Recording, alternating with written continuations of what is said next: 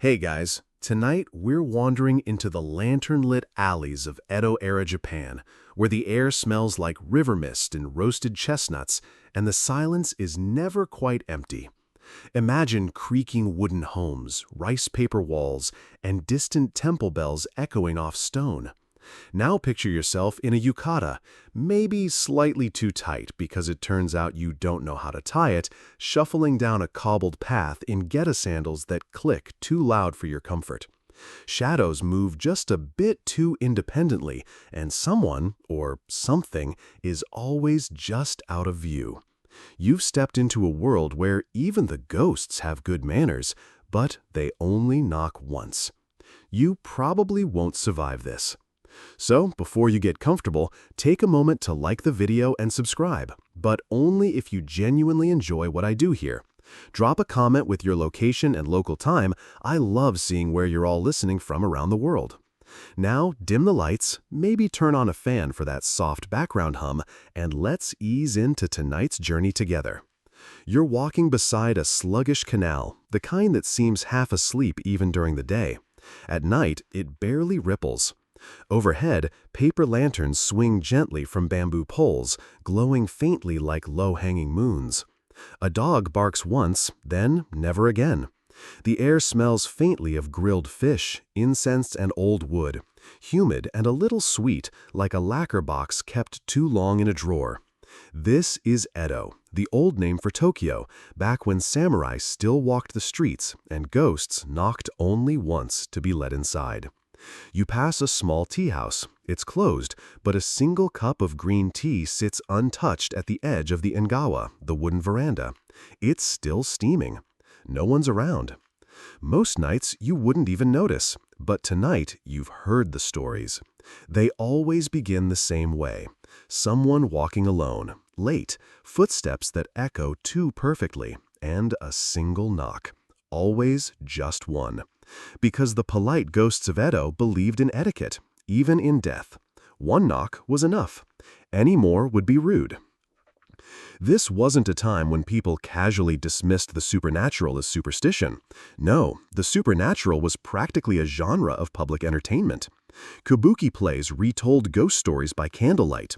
Woodblock prints illustrated yude, ghosts with long black hair, no feet, and pale, mournful expressions. You'd find them pasted beside illustrations of sumo wrestlers in food stalls because ghosts were just part of daily life, like bad weather or nosy neighbors. It's around the Genroku period, late 1600s. The city is bustling with nearly 1 million people, samurai, merchants, farmers, and performers all squeezed together. The city hums with orderly chaos, but underneath that, always a quiet hum of otherness. Shrines tucked into alleys, omamori charms hanging from doorways, and people who, when they heard a knock in the night, would not open the door. You pass a row of homes. All of them are shuttered, doors closed tight, but you notice something odd. One door has a small, clean cup of sake just outside the step. Not tipped over, not dusty, recently placed. The wind doesn't touch it. You keep walking.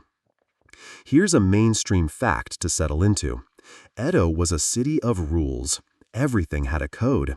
Class, clothing, behavior, even ghosts. There were precise rituals for laying the dead to rest. But if someone died with resentment, or if the burial was sloppy, no prayers, no incense, no final bow, they might return. Not with screams or blood, but with a soft rustle, a faint knock. And then, silence. There's a fringe tale from the Kanda district about a woman named Tame, who lived alone with her cat and sold pickled radish on the side. One night, she vanished. All that was found was a single knock heard by her neighbor and a trail of wet geta prints leading to her door. The prints led in, but never came out. They say her ghost sometimes leaves pickled radish at doorsteps during Oban season. Weirdly kind, if slightly pungent. Historians still argue whether the knocking ghost tradition came from imported Chinese ghost tales or evolved from indigenous beliefs about boundary spirits, the ones that sit between worlds and politely ask to cross over. Whatever the origin, Edo had no shortage of door knockers. You turn a corner. A cat stares at you from a tiled roof. Doesn't blink. just stares. Then vanishes without moving. Typical. You pass a small neighborhood shrine. The steps are worn, and there's a bell with a thick braided rope, meant to summon the kami. Someone's already rung it tonight. The clapper sways gently, but no breeze touches your cheek. At the base of the shrine, 3 small cups of rice wine sit next to a folded paper crane. The offerings aren't for gods tonight. You settle into the room, the soft crunch of tatami beneath your feet like a welcome sigh. The walls are thin, but the quiet is so complete you could hear a mosquito sneeze, if that's even a thing.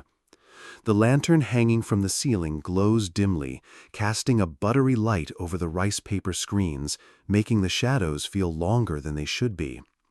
You sit beside the lacquer table, and the teacups still warm to the touch, steaming ever so faintly. No one knocks, not yet. Here's something odd. In Edo, people didn't fear ghosts because they were violent, not usually. They feared them because they were persistent. Respectful, sure, formal even, but once a ghost had a reason to visit, an unpaid debt, a broken promise, or a funeral ritual skipped for convenience, they would come. They wouldn't yell, they wouldn't rattle chains, they'd knock once and wait. That's the thing about Edo-Era yurei. They weren't just undead, they were well-mannered. Always dressed properly, always in white, the color of death and purity. Hair long and loose, framing pale faces like mourning veils. And always, always quiet. No loud haunting, just silent appearances. You'd look up from your rice bowl and, bam, there's a ghost in the corner, watching, expressionless. Social anxiety, but supernatural. You lie back, folding your hands over your chest, eyes drifting upward as the lantern flickers. That cup of tea? Still steaming, still untouched. You're not drinking it. You remember the saying, if you drink what a ghost leaves for you, you take their place. Probably an old wives' tale, but tonight's not the night to experiment. Now, a solid mainstream historical note. In the Edo period, particularly during the Tokugawa shogunate's rule, Japan experienced a long era of peace and relative isolation. People lived under strict social orders: samurai, peasants, artisans, and merchants. With limited mobility and strict codes of conduct, emotional expression got, well, rerouted.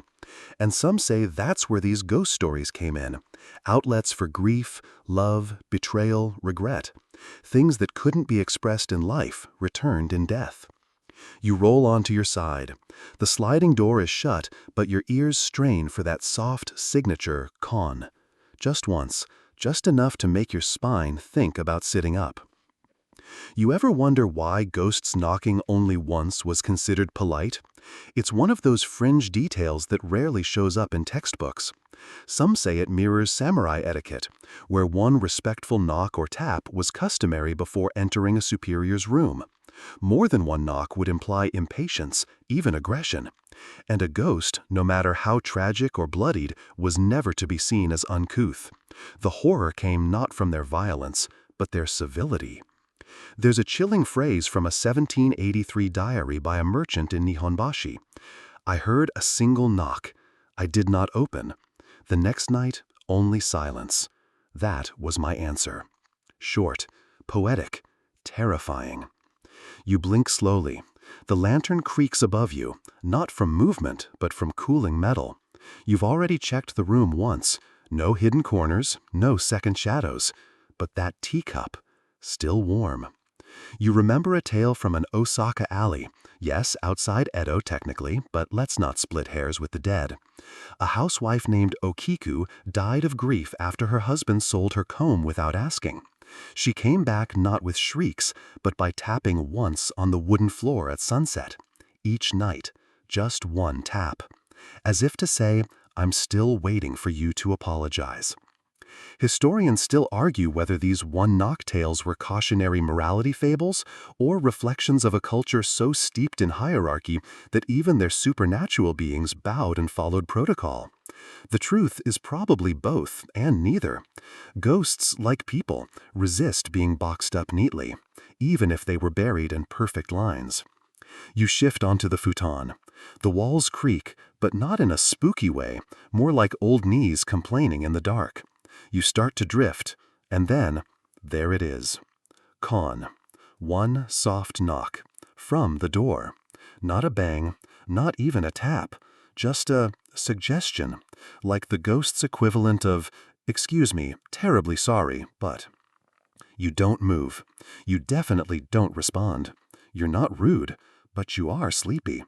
Maybe it was the wind. Maybe the inn has paper-thin walls and someone next door dropped something. That's what you tell yourself, though you heard it perfectly. Not loud, just right. Back in the Edo period, people believed that spirits needed permission to enter. A single knock was that request. If you answered, even just by acknowledging it, they were in. Not just the house, you. Outside, the night settles like silk. Heavy, smooth, a little cool against the skin. You don't remember falling asleep exactly. One minute you're half watching the shadows shift across the ceiling, the next you're upright, unsure why. No dreams, just a feeling. You check the door. Still shut. No second knock. That's how you know they're the polite kind. This next bit's tricky to explain without sounding like you're fully losing it. But in Edo-Era ghost stories, that one knock was more than sound. It was an invitation, a test. Would you open the door? Would you acknowledge them?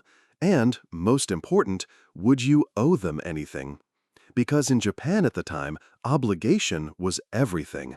Debts, gratitude, honor. You didn't mess with those balances. And the dead? They kept ledgers too. There's a scroll story from 1714, handwritten and passed around like ghostly fan mail, about a carpenter named Genbei. He returned late from a festival, a little drunk on sweet sake, and heard a knock just as he was slipping off his sandals. He chuckled, ignored it, and went to bed. The next morning, he found a single footprint made of ash just inside his doorway. Nothing else. No sounds that night. But within the week, every board in his house warped. His tools rusted overnight. His sawdust curled the wrong way. He never heard the knock again, but he sure felt it.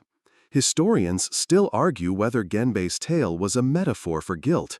He'd once borrowed a sum from a dying neighbor, or so the rumor went, and never repaid it. Others say it's just Edo-era workman's campfire stuff. But who goes around drawing footprints in ash, honestly? You sit up, futon creasing beneath you, and stretch. Your neck crackles like a drying rice cracker. Outside the window, the sky's still black. Not morning yet, but maybe closer to it than you thought. There's that moment, just before dawn, where the dark feels different.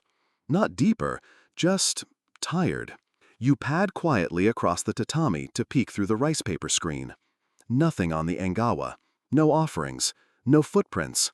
Just the moon, bloated and heavy, resting low over the tiled rooftops. Here's a mainstream fact for you. In Edo, doors weren't knocked on with knuckles. That's a Western thing. People used the back of their hand or the side of the fist. So the knock sounded softer, more like a polite pat than a request to break in. It's said that the knocking ghosts copied this form. They weren't banging to be let in, they were bowing, with sound. This idea gave rise to one of the more peculiar beliefs in certain Edo districts, that ghosts could be identified by how they knocked. A knock with the left hand? Ghost. Too polite. Human visitors always use the right. That sounds absurd until you realize how formal Edo etiquette really was. People trained for years just to serve tea without insulting someone's ancestors. Hand choice was definitely a thing. You slip quietly back into your futon, still warm. The cup on the table? Still there. You don't touch it. There's a fringe detail from a traveling monk's journal circa 1802 where he described visiting a small town outside Edo and being told never to answer the first knock on a stormy night. Not because of the ghost, because they might bring someone else. Apparently, the polite ones sometimes came in pairs. One to knock, the other to watch from the roof. That's one way to ruin your evening tea. And yet, these weren't vengeful spirits. Not always. Many were known for small, oddly kind behaviors. One ghost reportedly relit extinguished lanterns in the same neighborhood every rainy evening. Another returned a lost comb through a sliding door, gently placing it beside the futon before vanishing. Still, you didn't want them too comfortable. You roll onto your stomach. Your head rests in the crook of your arm. The soft crinkle of the futon beneath you is almost like wind in tall grass. You start to drift again. The silence is thick, the kind that holds its breath with you. And then, Khan. Again. Just once. This time from the shoji behind your head. You freeze, of course, because that's not the door. That's the inner panel, the one leading nowhere but another room. You didn't hear it slide, just the knock, just the polite single ask. You wait. One heartbeat. Two. You whisper nothing this time. One of the stranger scholarly debates about Edo ghost stories revolves around whether these spirits operated on intent or ritual. Were they trying to enter and needed permission, or were they just going through motions they'd repeated in life? Some historians believe the ghosts weren't even aware they were dead, that the knock wasn't for you. You awake again, not quite sure how long you've been out. The dimness of the room wraps around you like a thick blanket, muffling sounds and softening edges. Outside, the shadows of paper lanterns stretch long and thin across the polished wooden floors of the inn. There's a certain calm to this kind of darkness, not the kind that rattles your nerves, but the gentle, knowing quiet that feels like a promise. You're back in Edo's humdrum world, where lantern light guides the way and evening markets close with soft calls fading into the distance. The ghost stories you've heard aren't just tales here. They're woven into everyday life, like the silk threads of a kimono or the delicate brushstrokes of a calligraphy scroll. A historical fact floats up as you move toward the low table to pour a cup of tea. The Edo period was one of the longest-lasting peacetimes in Japan's history, spanning over 250 years without major wars. That stability shaped everything, from social order to the arts and even how people thought about death and the afterlife. So, with no battles or invasions to fear, the mysteries of the spirit world found a comfortable place in people's minds. And yet, beneath this peaceful surface, there's a darker nuance. The polite ghost who knocks only once isn't just a ghost, it's a symbol. A reminder that unresolved feelings linger. Loss, guilt, regret, all bottled up in the strict social codes of the time. You probably won't survive this mental tug-of-war without feeling a little eerie. There's an intriguing fringe story about a particular neighborhood in Edo called Fukugawa. This was a bustling district near the waterways, known for its docks and warehouses. Fishermen, merchants, and laborers mingled, and with that mix came a plethora of ghost stories.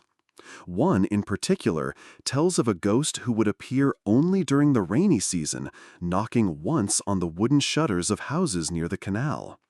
This ghost wasn't angry or vengeful. It was said to be a drowned child, trying to remind people to be careful near the water.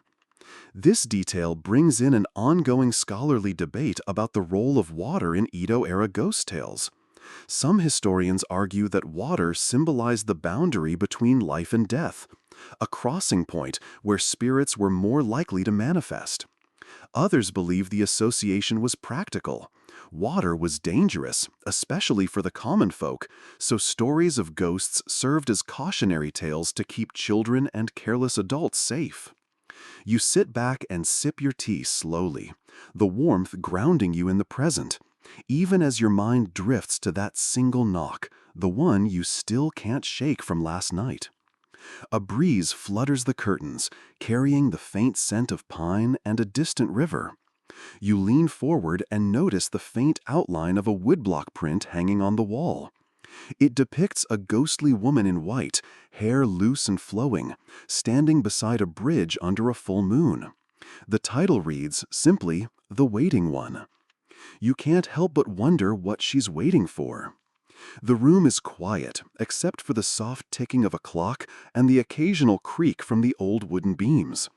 You feel the weight of centuries pressing in, an unspoken pact between the living and the dead to acknowledge each other's presence without crossing certain boundaries. Another quirky detail from the folklore: in some parts of Edo, it was believed that if you heard a ghost knock once and didn't respond, the spirit would leave a small token behind: a coin, a flower petal, or a piece of fabric. These tokens were seen as both a blessing and a warning, marking the spot where the living and the dead briefly touched. Historians still argue whether these tokens were real relics of ancient superstitions or later inventions meant to romanticize and sell stories. You stare at the print a moment longer, feeling a strange kinship with that waiting figure. Then your gaze falls on the untouched teacup beside you, still there from last night.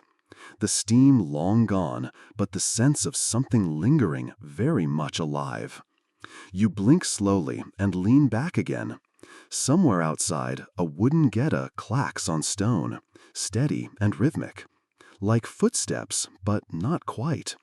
You close your eyes, and you swear you hear a knock. One knock.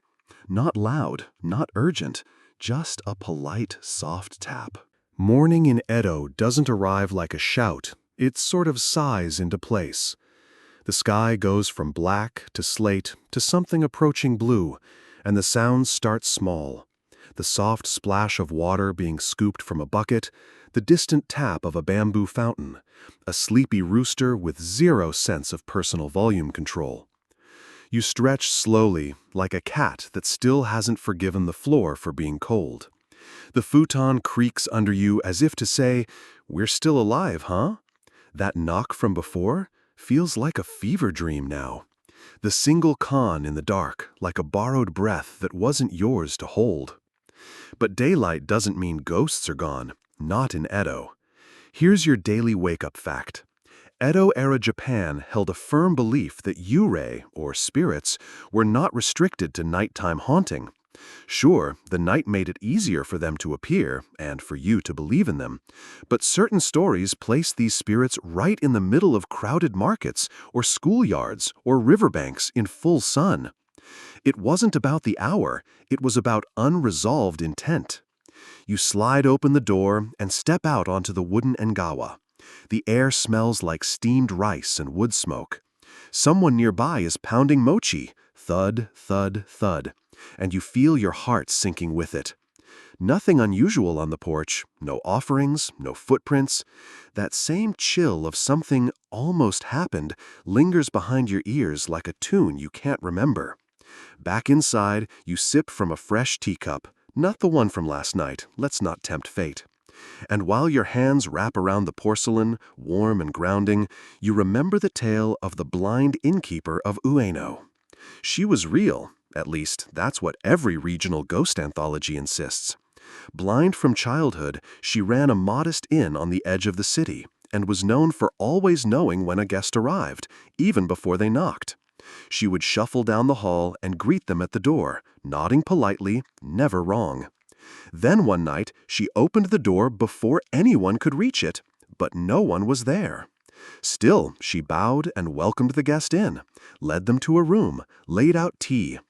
The next morning, she was gone. So was the teacup, just a single wet footprint left on the tatami. Fringe or fact? Hard to tell. Some scholars suggest the tale's an allegory for intuition, seeing the unseen. Others insist it was a cautionary note on hospitality. Don't overextend kindness to the wrong visitors. You finish your tea, glancing at the untouched cup from the night before, cold now, still just sitting there like it's waiting for someone else. Midday slips by in that way travel time always does, both fast and strange. The innkeeper doesn't mention any ghosts. She offers you pickled vegetables and a warning about the bathhouse down the road, where the steam sometimes smells like sulfur even on clear days. Minerals, she says, but you clock the slight hesitation before she smiles. You decide to go anyway, because what better place to test your nerve than a hot spring once rumored to host a weeping spirit who never entered the water? This brings us to one of the more intriguing elements of Edo ghost lore.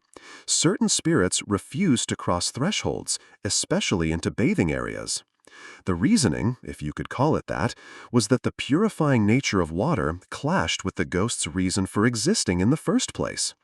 Bathhouses were considered clean, ritually and spiritually, and a U-ray built from resentment or guilt couldn't survive long there. But they could knock. Oh yes, they could knock. There's a well-documented story from 1791 about a woman who rented an upstairs room at a public bathhouse in Asakusa. Each evening, as the steam rose and guests laughed below, she would hear a single knock on the wooden beam above her head. Never below, always above. Eventually, she nailed a warding charm into the ceiling. The knock stopped, but the next morning, the charm was gone, and her pillow had been gently turned sideways. That's the thing. The polite ghosts didn't destroy. They rearranged. You reach the bathhouse just after sundown, the sky bruised with streaks of indigo and plum. The water is warm, welcoming, and yes, smells faintly of minerals and something else you choose not to name. You soak, trying to convince your brain that ghosts probably hate eucalyptus. But your brain isn't helpful. It remembers that the most well-mannered ghosts usually didn't come when you were alone. They arrived when you were relaxed, off guard, clean. They waited until you exhaled, then knocked, like they were returning a borrowed robe. Historians still argue whether this concept, that ghosts obeyed bathing taboos, comes from Shinto beliefs about purity, or if it was a clever way to keep children from falling asleep in the hot springs and drowning. Either way, The knock echoes faintly in your mind as you sink deeper into the futon, the cool fabric brushing your cheek. It's a sound that feels both distant and intimate, like a secret whispered in a crowded room. You're not scared anymore, not really, just curious. Curious about what comes next and why these polite ghosts insist on such minimalism. You reach out toward the teacup on the table, as if touching it could somehow anchor you to this moment, keep the ghosts from slipping into your thoughts like mist. It's still cold, untouched from last night. You wonder if anyone else has ever dared to drink from a cup left by a spirit's presence. Here's a mainstream fact to settle your nerves. In Edo-Era Japan, tea was more than just a beverage, it was a ritual. Every movement in the tea ceremony, from how you held the cup to the way you sipped, was loaded with meaning. The tea itself symbolized purity, calm, and a fleeting moment of harmony. So the fact that a ghost's presence was often marked by a forgotten or half-finished cup of tea makes a strange kind of sense. But there's a quirky twist in the tale of ghostly tea. In some Edo folktales, a ghost's offering of tea was a test of the living's hospitality and respect. If you accepted the tea, you might be bound to repay the favor, sometimes in ways you'd rather not imagine. Refuse, and you risked offending the spirit. The polite knock was the first step in this delicate dance. Historians still argue whether this was a real social practice or more of a symbolic story used to teach manners and caution in the community. Either way, the idea that ghosts expected politeness adds a touch of warmth to what could otherwise be a terrifying encounter. You let your fingers trail along the smooth rim of the cup, the porcelain cool against your skin. The room feels alive in a different way now, like the air is holding its breath with you, waiting for your next move. Outside, the wind rustles bamboo leaves, the sound sharp and crisp. Somewhere nearby, a small bell jingles, likely from a temple or shrine. The echoes remind you of how interconnected life and death were believed to be in Edo society. Spirits weren't just about fear, they were part of daily existence, woven into festivals, prayers, and even architecture. Speaking of architecture, did you know that many Edo homes had tiny spirit rooms or niches? These weren't shrines per se, but small spaces where families left offerings to ancestors and local spirits. It was a way to keep things polite and orderly, After all, who wants an uninvited ghost barging into the kitchen? There's a fringe detail in the stories about these spirit rooms. Some say that ghosts who knocked only once were those who hadn't been properly invited into these spaces. They waited outside the threshold, ever so politely, hoping for acknowledgement or acceptance. You find yourself imagining what that must feel like, being on the edge, wanting to enter, but held back by invisible rules. Your eyelids grow heavy, the edges of your vision softening like ink spreading on wet paper. The teacup remains cool and still. And then, just before sleep pulls you under, the knock comes again, so faint you might have dreamed it. Once. Just once. The silence stretches on, punctuated only by your own breathing and the distant murmur of the city settling deeper into night. The single knock still lingers in your mind, like the last note of a melody fading into quiet. You realize that this knock is more than sound. It's a moment, a breath, a bridge between what you see and what you sense but cannot quite grasp. You recall how Edo society was deeply structured around rituals and etiquette, even in the smallest details. The act of knocking, whether by a living visitor or a ghost, was never casual. It was a formal introduction, a way of asking permission to cross a threshold, to enter a space of safety and warmth. Here's a little-known historical fact. Some inns and tea houses in Edo kept special registers of unusual events. Ghost sightings, mysterious noises, and polite knockings included. These records were treated seriously, almost like weather logs, and were often shared among trusted networks. Imagine that, polite ghosts getting their own footnotes in history. On the quirky side, some stories describe ghosts who knocked once and left behind a small gift, like a folded crane made from old paper, or a piece of seaweed shaped like a leaf. These tokens were believed to be blessings or subtle messages, a sign that the spirit was at peace or seeking peace. Historians still debate whether these gifts were physical artifacts or metaphorical symbols that grew from oral storytelling traditions, but their presence enriches the folklore with a layer of hopeful kindness. You sit quietly, feeling the weight of those unspoken exchanges. The knock is polite, yes, but it also carries the weight of centuries of human fear, hope, and the desire to connect. The air outside the window shifts, carrying the scent of wet earth and distant pine. A single moth flutters past the paper window, its wings barely brushing the surface. You watch it, mesmerized by the delicate dance. In the background, a faint hum rises, a fan or maybe the gentle whisper of the night itself. You think back to the story of the blind innkeeper, how her kindness bridged the gap between worlds. Maybe that's the secret to these polite ghosts. They're not here to scare, but to remind us to be gentle, patient, and respectful, even with the unknown. The knock fades into the background now, blending with the night sounds and your slow, steady breathing. You close your eyes again, letting sleep take you deeper into that quiet, polite world where ghosts knock once and wait.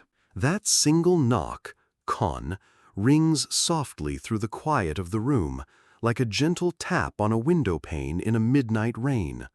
You lie still, your breath slowing, muscles loosening. The sound isn't frightening anymore, it's almost familiar. Like the polite ghost is trying to tell you something, or maybe just reminding you it's still there, waiting patiently. You reach out instinctively to the teacup again, but your fingers hesitate mid-air. There's something respectful about leaving things as they are, about not disturbing the quiet conversation between you and whatever invisible visitor lingers beyond the paper walls. A quick historical note. During the Edo period, knockers, or koshi, weren't just about announcing visitors. They were symbols of social hierarchy and etiquette. A servant would knock differently than a noble, and people knew to listen carefully. So a single knock from a ghost might not just be a call, it could be a message wrapped in manners and meaning. Here's a quirky twist. Some Edo folklore suggests that ghosts who knocked only once were often spirits who had unfinished business, but were too polite or restrained to demand entry. Their singular knock was both a plea and a polite excuse. Kind of like when someone emails you once and never follows up, only spookier. Scholars still debate if this was really how people thought about spirits, or if these stories evolved later to explain odd noises and creaks in old wooden houses. Either way, it's clear that manners mattered, both in life and after death. You think back to that story of the blind innkeeper and her mysterious guest. The silent presence, the missing teacup, the wet footprint on the tatami. That tale isn't just eerie, it's a reflection of how people coped with the unknown, weaving kindness into fear. Outside, a cicada hums faintly, a summer sound that feels oddly out of place in the quiet dusk.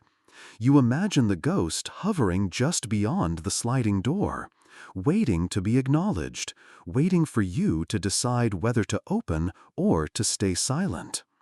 You breathe deeply, letting the slow rhythm of the room settle around you.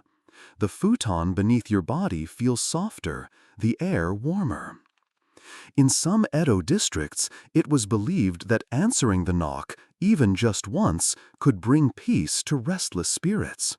But ignore it, and the ghost might linger longer, knocking gently through the years. This brings up another fringe idea. Some spirits were said to become polite ghosts because they were stuck in limbo, unsure if they should cross over or remain behind. The knock was their way of reaching out without intruding, hoping for a kind gesture to guide them on. You imagine the spirit's patience, knocking only once, not banging or shouting, waiting for you to understand, waiting for you to respect the boundary. Your eyes grow heavier. The quiet tap fades into the backdrop of the room's creaks and sighs. The teacup sits silently beside you, an unspoken invitation and a delicate reminder. You close your eyes again, and for a moment, just before sleep fully claims you, the knock comes one last time. Once. Polite, patient, waiting. Night settles softly again, wrapping the city in a blanket of ink and starlight. The air is cooler now, carrying the faint scent of incense from a nearby temple. You slide the shoji closed behind you, the paper panel whispering shut with a sound like a secret shared. The room feels smaller in this kind of darkness, more intimate, almost as if the walls themselves are leaning in to listen. You sit cross-legged on the tatami, the rough weave pressing lightly against your skin. The teacup waits patiently on the table, a quiet reminder of last night's visitor, the polite ghost who knocked only once. You wonder if it's still there, or if it's just your imagination tangled with memories. A fact to keep your mind busy. In the Edo period, the concept of mujo, the impermanence of all things, was deeply ingrained in the culture. People accepted that life was fleeting, like cherry blossoms in the wind, and this acceptance shaped their views on spirits and death. Polite ghosts knocking once, maybe they're echoes of this belief, gentle reminders of life's fragile edge. But then there's this quirky bit. Some Edo-era writings describe ghosts as wearing what you might call fashionable haunting attire. Imagine a spirit dressed in the latest kimono style of its day, complete with elegant hairpins and carefully folded sleeves. It's like a ghostly fashion show, with spirits making their polite appearances in proper style. Historians still argue whether these descriptions were meant literally or metaphorically. Were spirits really imagined this way, or was it a way for storytellers to make ghosts relatable and less terrifying? Outside, the sound of rain begins, tapping softly on the wooden eaves. The patter is steady, a rhythmic lullaby that blends perfectly with the night. You think about the drowned child ghost from the canal, knocking once in the rainy season, a polite warning wrapped in sorrow.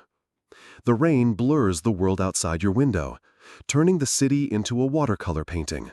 Lights shimmer through the haze, and distant footsteps echo faintly on wet stones. You lean back, the floor cool beneath you, and close your eyes. The knock is almost drowned out by the rain, but you swear it's still there, soft, patient, polite. There's an old saying that if you listen closely, the knocking ghost can teach you about the boundaries between the living and the dead, about respect and restraint, and about the stories we tell to keep fear at bay. You imagine the ghost tapping lightly, waiting for permission to enter, waiting for you to show that same respect.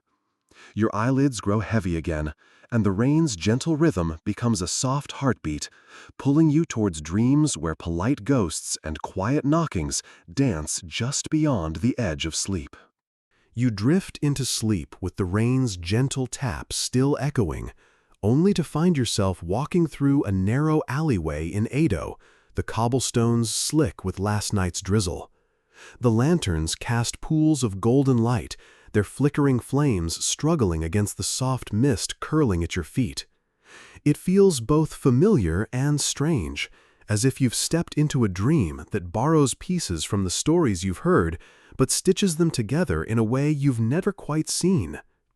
You remember that Edo was a city of rules, not just for the living, but for spirits too.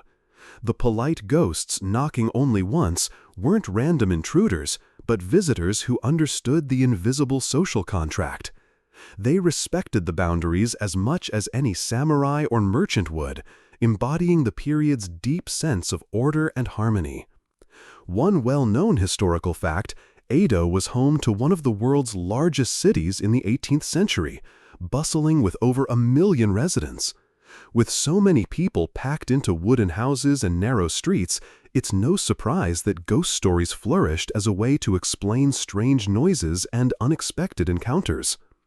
And here's a quirky tidbit.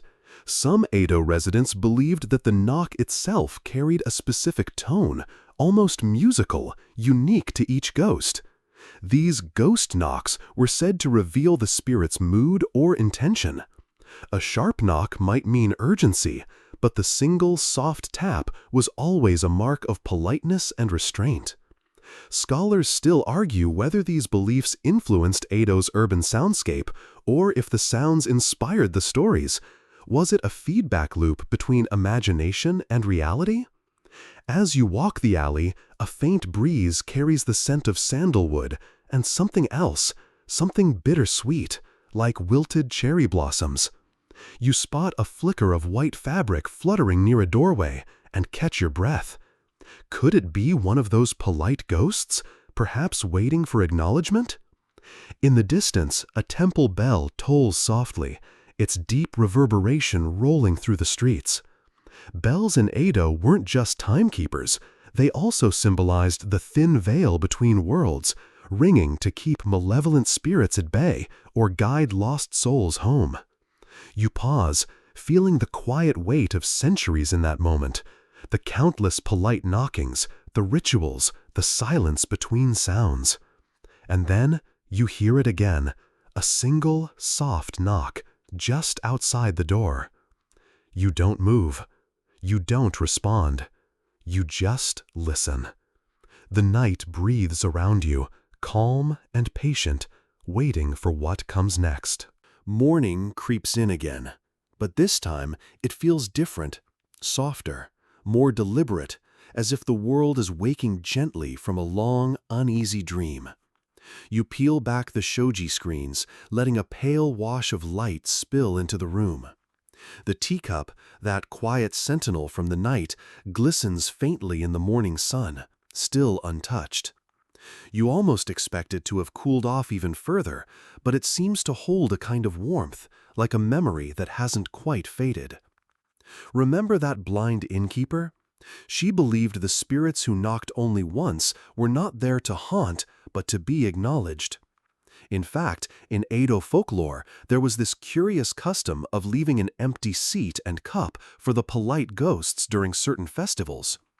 It was a way to honor them without inviting chaos. You probably won't survive the awkwardness if a ghost turns up at your dinner party uninvited, but Edo folks made room with grace. That brings us to a fascinating fact about Edo's social rituals. Respect and formality weren't just for people, they extended to spirits too. A knock wasn't a demand, but a request for recognition, a subtle tap on the door of existence. There's a fringe belief that some ghosts were actually former samurai or merchants stuck in a moment of unfinished business, who maintained their strict code of etiquette even in death. They knocked once, bowed invisibly, and waited, never imposing themselves, never overstaying their welcome.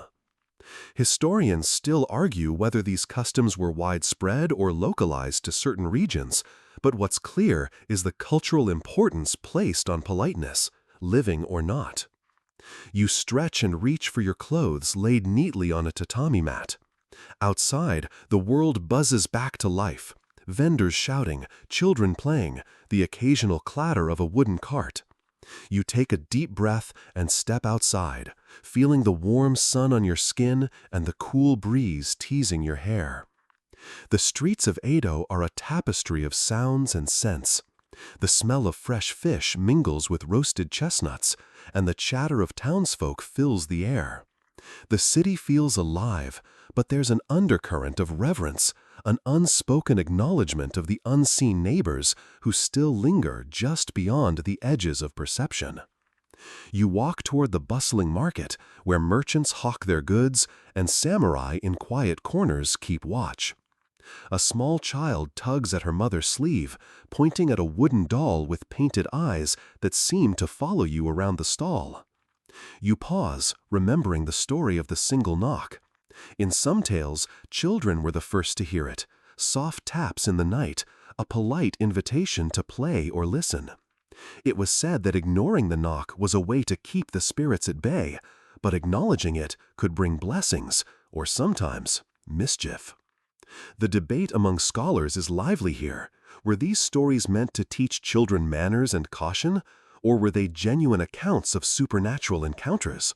The truth is probably somewhere in between. As the day wears on, you find yourself drawn back to the inn, where the evening awaits with its familiar shadows and that single, polite knock. You pour fresh tea and set the cup down gently on the table, a silent offering for the ghost who never overstays their welcome. Outside, the sun dips low, casting long shadows across the streets of Edo. The city breathes, alive with stories old and new, seen and unseen. And as night falls once more, you listen carefully, waiting for the polite knock that promises a quiet conversation in the dark. Once again, thick and velvety, dusted with the soft shimmer of distant stars. You lie still, the tatami beneath your body cool and reassuring, the paper walls faintly glowing in the moonlight. The air carries the faintest scent of incense and the distant murmur of a shamisen, weaving a melody that seems almost too delicate for the night. You recall how Edo's ghost stories weren't just about fear, but about connection, about the polite ghosts who knocked once and waited, teaching lessons in patience and respect. It's a part of the culture that valued silence and subtlety over loud demands. This echoes in how the city itself operated, with its rigid class structures and careful social rituals. A fascinating fact, some Edo-era storytellers described the polite ghost's knock as a kind of sound punctuation, a soft, respectful full stop at the end of a sentence, signaling that the spirit's presence was acknowledged but not intrusive. On a quirky note, there were tales of ghosts who used their single knock as a form of poetic communication, almost like Morse code, to relay messages to the living. Decoding these taps was a pastime for some, a game of listening closely and interpreting the whispers of the past. Historians still debate whether these stories were widely believed or more of a niche folklore among Edo's literati, but they add a layer of mystery and charm to the whole phenomenon. You feel the gentle rhythm of your breath slowing, the night's calm wrapping around you like a soft kimono. Outside, the cicadas sing a distant chorus, their sound mingling with the soft rustle of leaves. The polite knock lingers at the edges of your consciousness, always one, never more, patient and respectful. You imagine the ghost waiting beyond the door, bowing silently, and then fading back into the shadows. There's a strange comfort in knowing that even the unseen follow the rules, that etiquette extends beyond life itself. Your eyes grow heavier, the soft hum of the night coaxing you deeper into rest. And as you drift off, you hear it again, the single, polite knock that says, "I am here, but only as much as you allow." You sink deeper into the quiet night, where shadows and memories swirl softly together. The city of Edo seems to breathe around you, ancient yet alive, every wooden beam and paper screen holding stories whispered long ago. You feel the gentle presence of those polite ghosts, knocking once, waiting patiently, never demanding, always respectful. In Edo, life and death were seen as two parts of the same endless flow, much like the changing seasons. People accepted that spirits might linger, not to frighten, but to remind, to connect. The polite knock was a gesture of civility, a soft invitation to acknowledge what lies just beyond sight. A historical note to carry with you. Many Edo families passed down ghost stories as oral traditions, blending fact and fiction until they became part of everyday life. Comforting, cautionary, and sometimes just quietly entertaining. A quirky detail. Some tales speak of ghosts who would knock once and then leave behind the faintest scent of plum blossoms or fresh rain.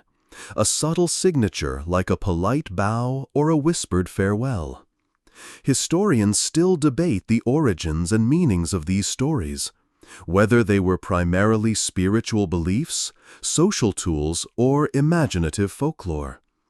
As you settle into the softness of your futon, the city outside grows quieter, the last lanterns flickering out one by one. You think about the invisible boundaries that hold us all, the limits we honor in life and in death. The polite knock becomes a lullaby, a steady, gentle rhythm that soothes the mind. You feel safe knowing some things remain constant, that respect and patience echo beyond the veil. As your eyes close and the world fades, the soft knock lingers, an echo of kindness from a time long past. And in this stillness you drift off, carried by the quiet grace of Edo's polite ghosts. Wind down. Now as the last whispers of Edo's night settle softly around you, let your breathing slow, your muscles relax, and your thoughts drift like leaves on a gentle stream. Imagine the polite ghosts bowing respectfully, waiting patiently, and fading into the quiet shadows without a sound. There's no rush here, only calm, a soothing pause between moments. The lantern light dims, the streets grow silent, and the cool night air carries the faint scent of plum blossoms and rain. Feel the warmth of tradition and the comfort of stories that stretch across centuries, reminding you that respect and kindness exist even in the quietest of knockings. Let your mind rest on that soft rhythm, that single polite tap, a gentle invitation to peace. And as you settle into sleep, know that you are held in a space where the living and the unseen coexist in harmony, where every story, every knock is part of a delicate balance. Sleep now, softly and deeply, wrapped in the quiet grace of Edo's past, and let the gentle hum of the night carry you into dreams filled with kindness and calm. End of script. Sweet dreams. The day wears on, and the streets of Edo hum with their usual rhythm. Merchants calling out their wares, children chasing each other through narrow lanes, and the occasional clatter of wooden geta on cobblestones. You find yourself wandering past a small shrine tucked between two buildings, its faded torii gate standing like a sentinel, guarding unseen secrets. Here's a fact. Shrines in Edo were often maintained not just by priests, but by the community, who believed that keeping the spirits happy was a collective responsibility. This idea ties into why polite ghosts knocking once were rarely seen as malevolent. They were part of the community's spiritual landscape. On a more whimsical note, some stories tell of ghosts who knocked once and then played harmless pranks, like hiding sandals or rearranging futon blankets. It was their way of saying hello without causing harm, almost like a spectral hello from the other side. Historians still argue whether these tales originated as explanations for everyday oddities, or if they were genuine folklore shared to teach lessons about respect and kindness. As you linger near the shrine, you notice offerings left on the stone altar: rice, sake, and small paper cranes. These gestures feel like a quiet conversation between the living and the unseen, an ongoing exchange of respect. You recall the knock again, a single, polite tap that isn't a demand but an invitation to recognize and remember. The sun dips lower, casting long shadows that stretch like ghostly fingers across the wooden facades. The city shifts from bustling to quiet, the evening drawing in with soft lantern light. You think about how the polite ghost's single knock is both a barrier and a bridge, respecting boundaries while asking for acknowledgement. As darkness falls, the air cools, and the world seems to hold its breath, waiting. You feel the gentle pull of sleep creeping back, like the faint knock echoing in your mind. There's comfort in the patience of these polite ghosts, in their quiet insistence on manners and respect, even beyond the veil. You settle back down, the tatami beneath you warm from the day's sun, and close your eyes, ready to cross once more into that whispered world. You wake with the first light of dawn filtering softly through the paper screens, the room holding on to a peaceful silence. The single knock feels like a distant echo now, less urgent, more like a polite goodbye or a gentle promise to return. You stretch, feeling the tatami beneath you, cool and familiar. There's a historical fact tucked in here. Many Edo homes had small altars called butsudan, where families honored their ancestors daily. This ritual kept the spirits close, part of everyday life rather than something to fear. The polite ghost knocking once might be one of those ancestors, gently reminding the living of their presence without imposing. A quirky tale from the time tells of spirits who could be invited in by sharing a bowl of rice or a cup of sake, but only if the host followed the proper etiquette. Failing to offer the correct respect could lead to a ghost who knocked once, then vanished, or worse, one who knocked again in frustration. Scholars debate whether these stories were cautionary tales encouraging good manners or genuine spiritual beliefs that guided daily conduct. You think about how these traditions reflect a culture that valued harmony above all else. Even in death, the etiquette remains: knocking once, waiting patiently, never overstaying your welcome. Outside, the city wakes, the soft sounds of footsteps and morning chatter weaving through the air. You step outside, feeling the sun's warmth and the cool breeze on your face. The world moves on, but those polite knocks linger in the corners of your mind, gentle reminders of connections that transcend time and space. As the day unfolds, you carry with you the quiet grace of those spirits who knock once and always wait.